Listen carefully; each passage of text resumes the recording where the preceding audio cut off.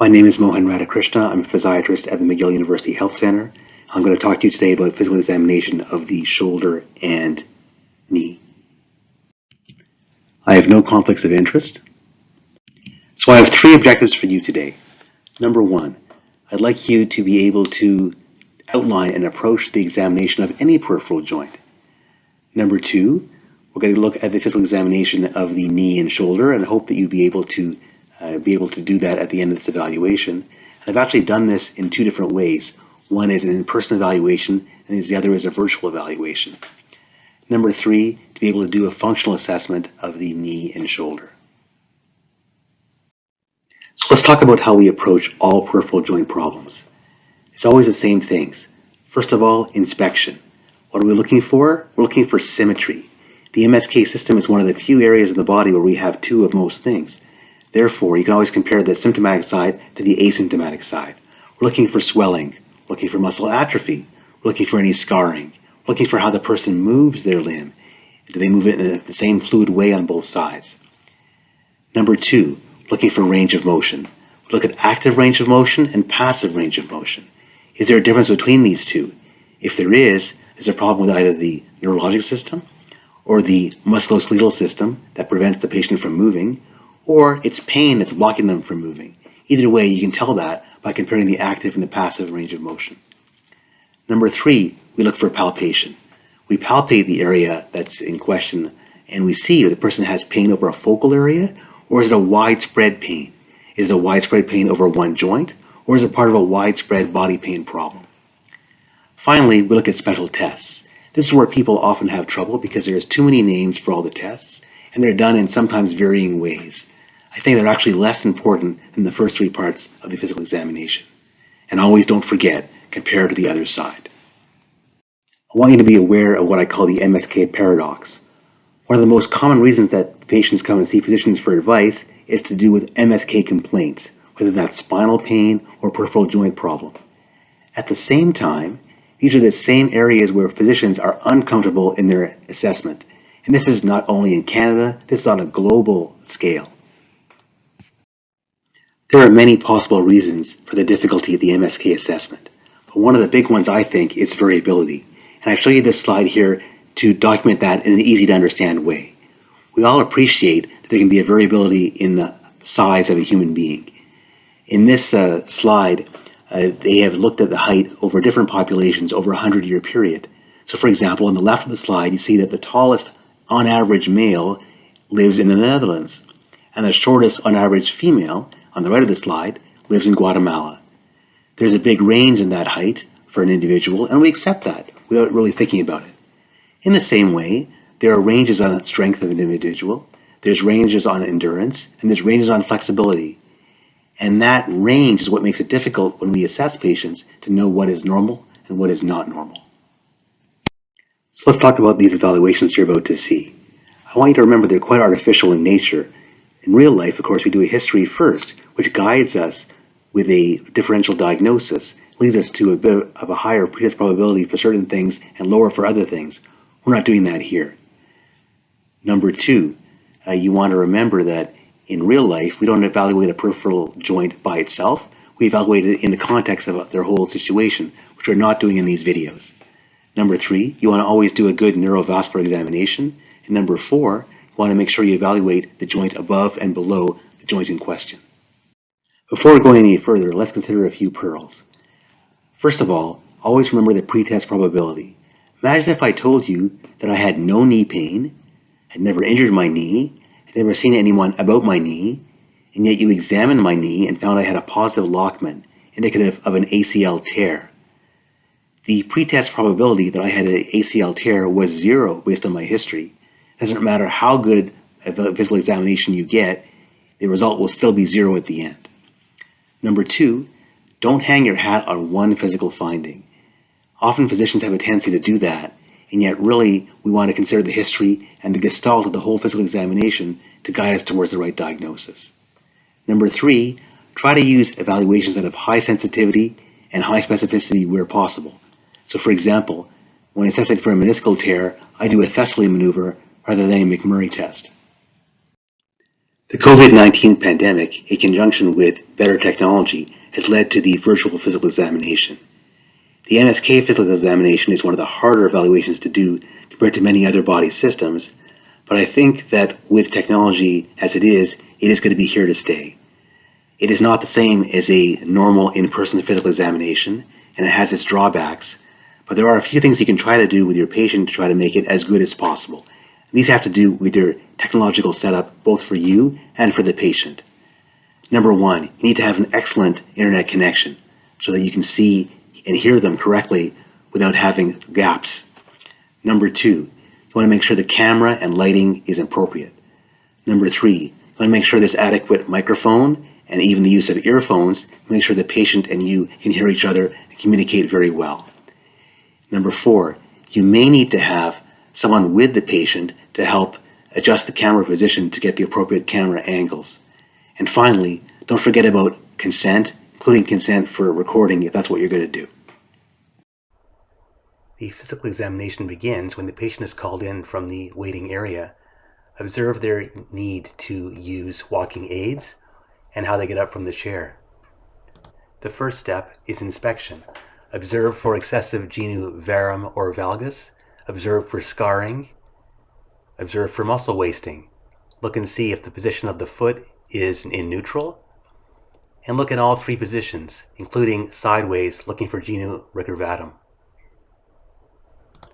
For a simple gait assessment, look for symmetry. Symmetry of stride length, symmetry of cadence, symmetry of heel strike and push-off, and symmetry of hip height.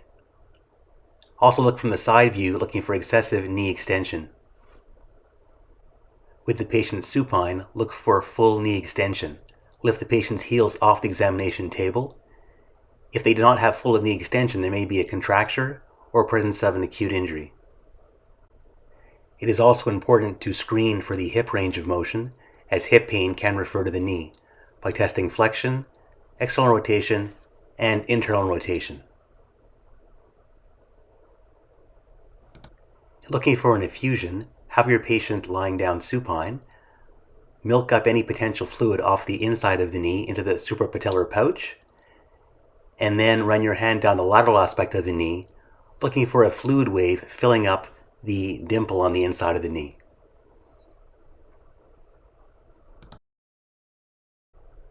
You can also feel for fluid by pushing over the prepatellar bursa, looking for extra joint fluid, and also observing whether there's any fluid motion inside the joint.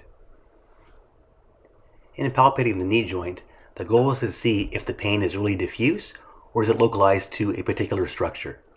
Start by the tibial tuberosity, where people don't usually have pain.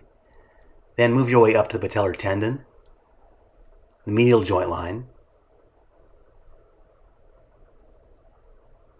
then the lateral joint line, always observing the patient's face for pain. You can now palpate the pes anserine bursa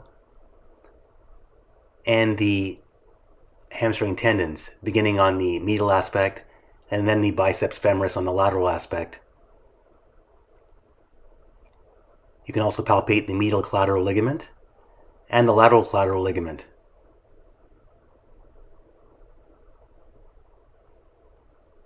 It's also possible to palpate the patella itself by displacing the patella laterally and medially. Try to push underneath it, again always looking for pain.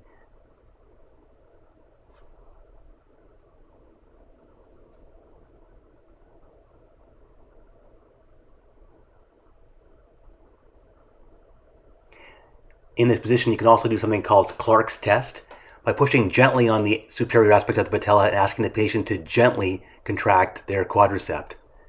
This can be painful for many people, so I don't do this on all patients. In palpation of the patient lying in the prone position, you can feel through the popliteal fossa, looking for any masses. One can also ask the patient to flex their knees so it's more easy to palpate the tendons.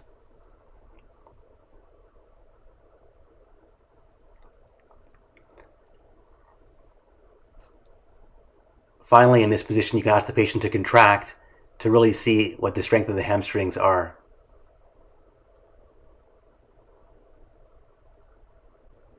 You can then assess knee extension strength. I also always check hip abduction strength in patients with knee pain. Make sure the leg is aligned with the spine and ask them to push up towards the ceiling as you push down. You should not be able to lower their leg to the table.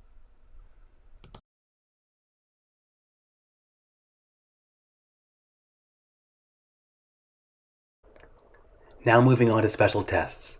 The Lockman test is done to assess the anterior cruciate ligament. Make sure the patient's hamstrings are relaxed. Translate the tibia forward on the femur. You should feel a solid end point. Sometimes you have to rotate the knee slightly to achieve this. I want to make sure you understand the concept of the end point. When the knee is flexed, there's a bit of slack in the ACL, just like in this string. On the other hand, when the femur and tibia are translated apart, the ACL becomes taut, and there's a firm endpoint, just like when I do this maneuver. With the knee flexed and the foot stabilized, the anterior and posterior drawer tests can be done. These are partly visual and partly tactile tests. Translate the tibia forward to assess the ACL, and push the tibia backward to assess the PCL.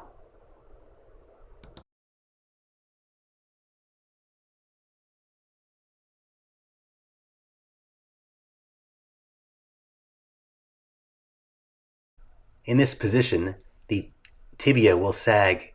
Asking the patient to contract their quadricep will pull on the tibial tuberosity, making it rise higher.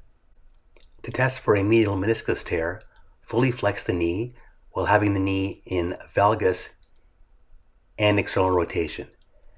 As you extend the knee with your hands on the joint line, you should feel a click and the patient will report pain. This is called the McMurray test. It is not a very sensitive test. For the lateral meniscus, do the opposite. Full flexion of the knee with internal rotation and varus with the same motion. Again, looking for the same two things, a click and pain.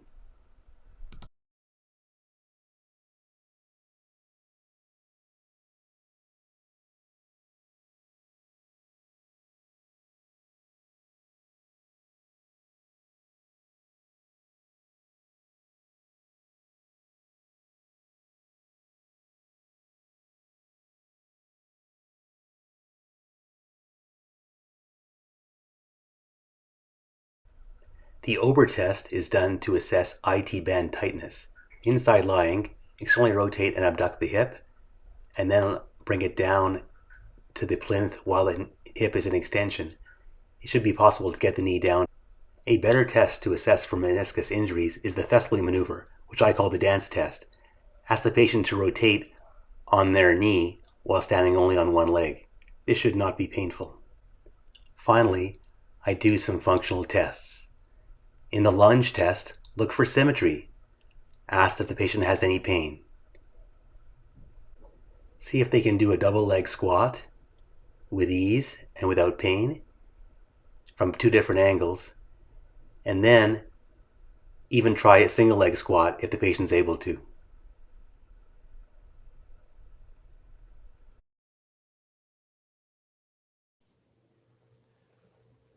Hi Simon, it's Dr. Radhakrishna. Is it okay if I examine your shoulder via the internet? Yeah, that's okay. Okay. I'll be talking a little bit because I have some med students with me in the background, okay? So what we'll do today is an examination of the shoulder via the internet. And there are obviously some limitations with this that we don't have when we see somebody in clinic, but it is the best we can do under the circumstances with the pandemic. So I'll try to show you guys how I do this. So first of all, with any physical examination of the MSK system, we start with inspection. So you have to make sure that your patient is appropriately dressed, and Simon is appropriately dressed for this, for us to look at his shoulder. We have to make sure that the camera shows appropriate lighting and that he's in front of the screen and he can see us well. Simon, I'm going to ask you at times to push on your shoulder, and you're going to rate your pain, if it is painful at all, between 0 and 10, where 0 is no pain and 10 is death-like pain. Okay. I'll ask you periodically to do what we call an isometric exercise. In other words, to push with your left arm against your right arm to test the right arm strength because I'm not there in the room to do it with you. Okay. You also have that bag that I asked you to bring with a few soup cans in it. Yeah, I have it. Okay, great. So let's start off with inspection.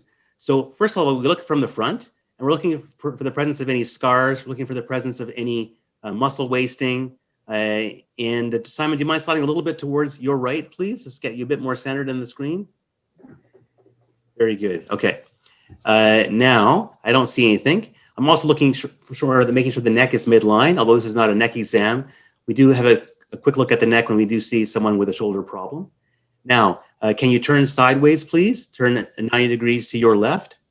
So now we look at the shoulder from the side. Again, looking for scarring, looking for any change in the structure or shape of the shoulder. Now, can you turn around and show us the back of your shoulder, please? So face the bookshelf behind you. So this is how I like to look at the range of motion in the shoulder, usually from this position. So again, we look at the muscles of the rotator cuff, looking for any wasting. We try to look and see whether there's any difference in the height of the shoulders. Now, Simon, can you lift your arms in front of you, please, all the way up to the ceiling? And as he does that, we look for scapular movement and keep your arms in the air there, and we'll sort of see if we see any asymmetry of the shoulder itself. I don't see any. Bring your arms down again, please. Now take your arms to the side, about 90 degrees, and hold them up like that. So again, I look in this position, also looking for the position of the scapula. And now tap your hands up above your head. And you see, okay, he's getting up to 180 degrees, which is perfect. Now you can bring your arms down, please. Now can you reach behind your back and scratch your back with both arms? So you get a sense of what his external rotation is like in this position. And again, always looking for symmetry, look quite symmetric. Now can you scratch your back from below as high as you can? Exactly. So he gets up to about the lower level of the scapula, about T7, which is within normal limits. Very good. So now come back to a relaxed position. So we've done range of motion, we've done inspection. Now palpation is something that we usually would do ourselves. In this case, I'm going to ask the patient to do it. And I'll ask him to copy me as we go along. So we'll start off on the inside part of the collarbone, right against the breastbone. And so if you push on that, let me know if anything hurts. Is that okay? Yeah, it's fine. It doesn't hurt too much. So we work our way towards the outside of the shoulder, just moving our way along the collarbone. Again, sort of follow me and see how if it's painful at all. Once we get to the edge of the shoulder, we're really pushing over what we call the AC joint, the acromioclavicular joint, often separated in hockey players. Again, no pain? Nope. Okay. Once we get to the AC joint, I often move down to the front of the shoulder, and this is where the biceps tendon is located. And usually, if you take your arm like this and move it in and out, yeah, you should often feel the biceps tendon rubbing in over the front of the shoulder. That might be painful. Is that uncomfortable? Not really, no. Not really? Okay. Then from that position, I then palpate down, lower down over the front of the biceps. You can't see me very well. I'll show you. That's not painful. And then you can even go behind on the triceps tendon, working your way up the shoulder. Anything painful? No. Pain patients, what we're looking for is focal pain. If someone has pain in a very diffuse manner, then it's quite unlikely that they have a focal shoulder process going on. Now, how about if we work over the back of the shoulder, so over the scapular spine, so the shoulder blade spine? You feel any pain when you palpate that area? Not really, no. Not really. And how about if you go up over the trapezius itself, so over the wing muscles, if you like? Is that painful? No. No. Okay. Very good. Now turn back towards me. Now it's time to do the harder part of the shoulder exam. So we've done the basic ones: inspection, range of motion, palpation. We'll try to do some special tests. The way I do this, I try to put them into categories. So let's look at the rotator cuff tests first. So first of all, let's do the Hawkins test. So can I get you to lift up your right elbow and sort of face the camera like I'm doing, please? Take your other arm on your forearm, sort of from the front, and try to push down like this. Yeah, push your other way. Keep your elbow high, but push your wrist down. Yeah. You have to pull it down with your left arm, though. Exactly. Does that hurt? No. No. I mean, it feels awkward, but It's a bit awkward, right? If you want, you can do the other side to compare. So left elbow up, push down. Any difference? No, the same. No, it's an awkward position. That's how you do the Hawkins test.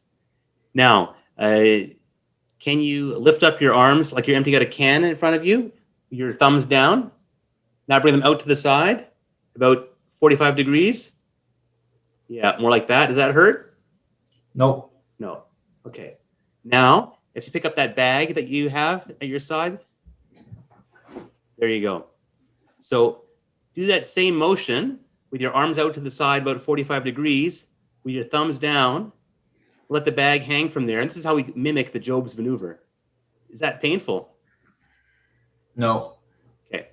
Now, while he has that bag in his hand, we're going to transition to do the O'Brien test for a labral tear. So bring your arm in front of you, please, straight facing the screen, holding the bag, and your thumb down. Yeah. Is that okay on your thumb? Yeah. Yeah, okay. It's not really a thumb test. It's really testing your shoulder. So if this is uncomfortable, you would then ask the patient to do the same maneuver with the thumb up. Again, straight ahead. Yeah. And if the pain is relieved by having the thumb up, that's a positive O'Brien test, which implies there might be a labral tear there. Okay. So now we've done a rotator cuff test. We've done a labral test. We'll do an AC joint test. The one I use often is called the scarf test. So can you take your hand, you can put the bag down. We don't need the bag anymore. Take your arm and bring it across your body, across your neck like a scarf. Does that hurt? Nope. No. If it did hurt, you want to make sure the patient feels pain over the AC joint itself, not somewhere else. Then we'll try a biceps test. Keep your arm out in front of you, pointing right towards the screen. Take your other arm in front of your hand on the forearm and push up against it. So resist yourself. Test for the biceps. And if they had pain there, that might imply there might be biceps pathology. Last one I'm going to ask you to do is we call the liftoff test. So please turn your back to the camera. Just stand up on this one, I think, because you're pretty tall. Put your right hand, the hand we're testing, against your back. Press low down like that, exactly. Put your left hand on your right wrist. Yeah, put your left hand on your right wrist. Yeah, exactly. And push towards the camera with your right hand. And resist it with your left. And just see if you're able to do that. Does that cause any pain? No, no pain. No pain. Very good. Okay, thank you. So you can have a seat again. So this is a summary of how we would do a lot of the special tests in the shoulder. We can't do everything via Zoom, but we can do a fair amount of the important things simply by having a good collaboration of the patient, having the patient appropriately dressed for the examination, and having a good understanding of the technology. Thank you very much, Simon, for your time. Thanks for having me. As we finish, I want to show you 3 textbooks that I think are useful for physical examination. The first one is a classic from 1976 by Stanley Hoppenfeld. If you like hand-drawn pictures, I think it's really good. It has good descriptions of how to do the evaluations. The second one, from University of Alberta, Professor David Maggie, is very comprehensive, has everything you might want to know and more about the physical examination of the MSK system. And the last one by Gerald Malanga, a physiatrist from the US, talks about some of the sensitivity and specificity of some of the physical examination tests. So I think this is also very useful. Thank you for your attention.